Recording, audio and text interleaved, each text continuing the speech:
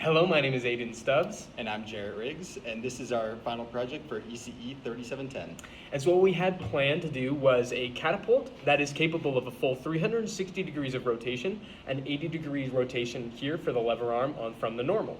We have this from two different input methods. We have the keypad method as well as the push button method for finer controls.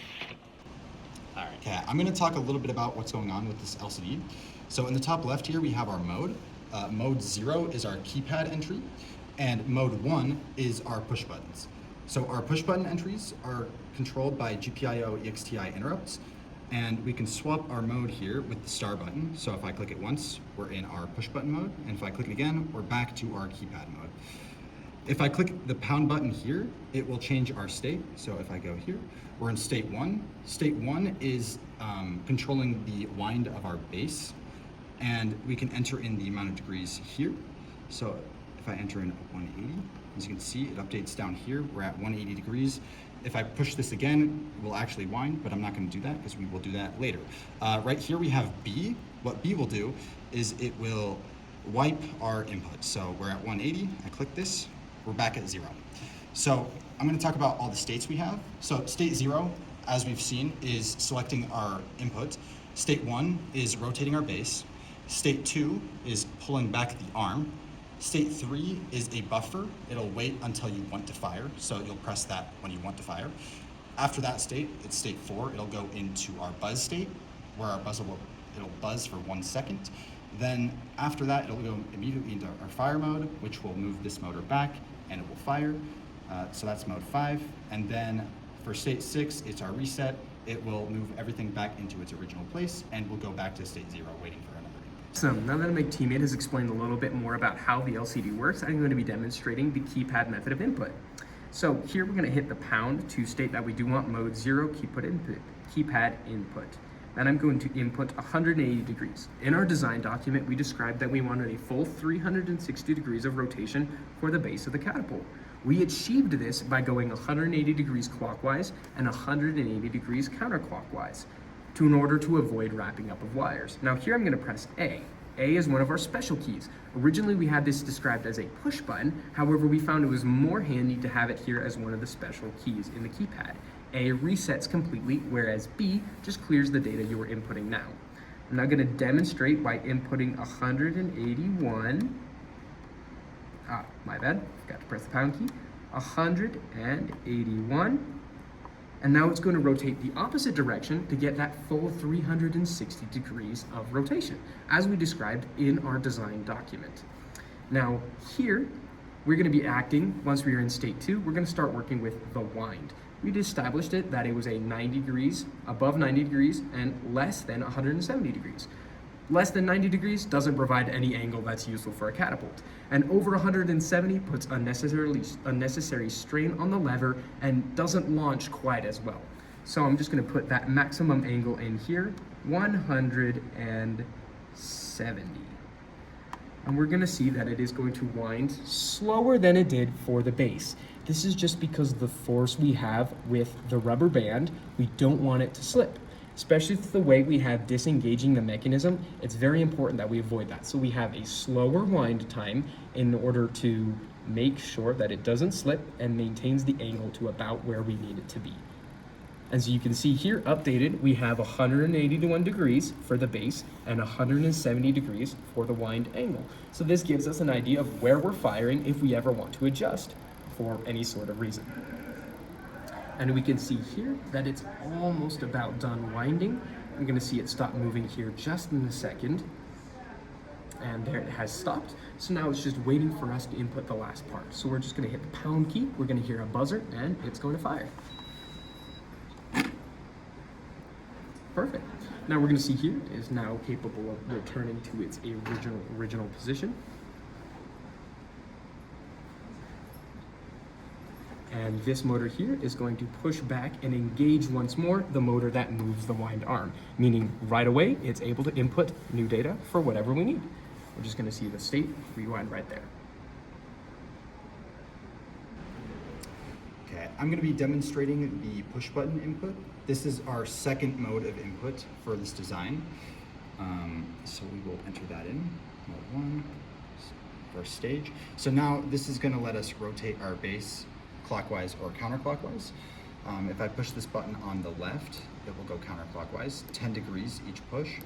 And it has a limitation. If we go to 180, it will stop, just so we can prevent wires from tangling.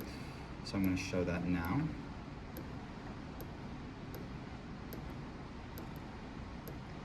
So as you can see, we're at 180 and it has stopped. So we're going to wind back. As you can see, now we're going clockwise, 10 degrees each turn. Okay, so right about here, we're going to go into the wind state. So we're in the wind state now. Now the left button is going to wind back by 5 degrees, and the right button is going to move it forward by 5 degrees. So as you can see, it's moving slowly. It winds back just as fast as the keypad entry mode due to these same problems. So I'm going to wind back. It has a limitation at 170, just so as previously described, that's where we want to stop. So originally this design, this part was going to be the nunchuck input, but due to time limitations and pin limitations, we decided that push buttons served the exact same function, and we were able to implement them. So we went with them. So we're getting close here at about 160.